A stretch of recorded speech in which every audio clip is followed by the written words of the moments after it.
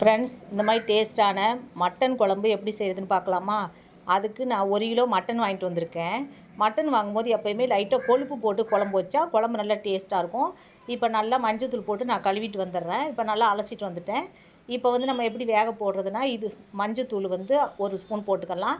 நம்ம mutton, beef, இப்போ நாட்டுக்கோழிலாம் வேக வைக்கும்போது நல்லா வேக வைக்கிறதுக்கு நம்ம இஞ்சியை வந்து நல்லா கழுவிட்டு நல்லா நச்சு ஒரு 5, 6 பீஸ் அதோடு போட்டு நல்லா வேக வச்சணும்னு வச்சுக்கோங்க. கறியெல்லாம் நல்லா பஞ்சு போல் வெந்துடும். இப்போ வந்து லைட்டாக உப்பு போட்டு மஞ்சத்தூள் போட்டு அந்த இஞ்சியை போட்டு கறியோட தண்ணி வச்சு நல்லா நான் 10 விசில் வச்சு எடுத்துக்கிறேன். 3 விசில் ஃபுல் ஃப்ளேமும் ஒரு 7 விசில் மீடியம் ஃப்ளேமில் வச்சு எடுத்துட்டா கறி நல்லா பஞ்சு போல் வெந்துடும். இப்போ பாருங்கள், அந்த கறியை நச்சு பார்க்கலாம். இங்கே பாருங்கள் எப்படி பஞ்சு போல் வெந்துருச்சு. நல்லா எவ்வளோ பெரிய கொஞ்சம் முத்தல் ஆடாக இருந்தால் கூட அது நல்லா வெந்துடும்.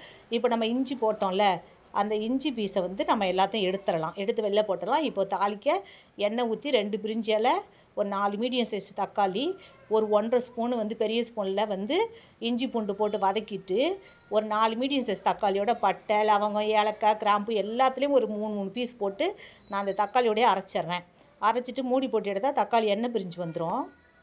இப்போ வந்து மசாலா போட்டுக்கலாம். நான் வந்து இந்த பெரிய ஸ்பூனில் 1 ஸ்பூன் வந்து மல்லித்தூளும், அதே ஸ்பூனில் 2 ஸ்பூன் ஃபுல்லாக மிளகாத்தூள். நான் அந்த மிளகாத்தூளில் சீரகம், கசகசா, சோம்பு எல்லாம் போட்டு அரைச்சி வச்சுருக்கேன். அதனால் சைடாக எதுவும் அரைச்சி போடலை.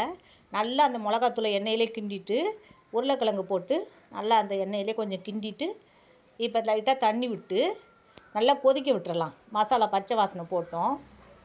இப்போ நல்லா கொதிச்சிருச்சு. இப்போ நம்ம குக்கரில் வேக வச்சுருக்கோம்ல மட்டன், அதை எடுத்து நம்ம இதில் நல்லா எடுத்து போட்டுடலாம். எடுத்து போட்டுட்டு நம்மளுக்கு எவ்வளோ குழம்பு தண்ணி தேவையோ அவ்வளோ தண்ணி விட்டு நல்லா கிண்டி விட்டு நல்லா மூடி போட்டு வச்சிட்டோன்னா நல்லா ஒரு குழம்பு நல்லா கொதிச்சிரும். இப்போ குழம்பு கொதித்து ஒரு சுற்று வந்து நல்லா சுண்டி வந்த பிறகு நம்ம வந்து இப்போ உருளைக்கிழங்கு வெந்துருச்சா பார்க்கலாம். இன்னும் கொஞ்சம் நம்மளுக்கு சுண்டல் வேணால் கொஞ்சம் மூடி போட்டு எடுத்தோன்னா நல்லா சுண்டி வந்த பிறகு இந்த கொத்தமல்லி போட்டலாம். கொத்தமல்லியை போட்டு நல்லா கிண்டி விட்டுட்டு, இது பாருங்கள், 1 கிலோ மட்டனுக்கு 1 ஸ்பூனு சீரகத்தை நல்லா சீரகத்தூள் அதுதான் இந்த மட்டன் டேஸ்ட் கொடுக்குறதே. நீங்கள் வேணால் இந்த ஒரு முறை இப்படி போட்டு பாருங்கள். இறக்கும்போது கொஞ்சம் சீரகத்தூளை நல்லா தூவி விட்டு கிண்டி விட்டு சிம்மில் வந்து ஒரு 10 நிமிஷம் வச்சோன்னா எண்ணெய் பிரிஞ்சு வந்துடும். இந்த ஸ்டேஜில் நம்ம வந்து அடுப்பை ஆஃப் பண்ணிக்கிறலாம். அவ்வளோ டேஸ்ட்டாக இருக்கும். அதே போல் நீங்களும் செஞ்சு பாருங்கள். இந்த வீடியோ பிடிச்சிருந்தா லைக் பண்ணுங்கள்.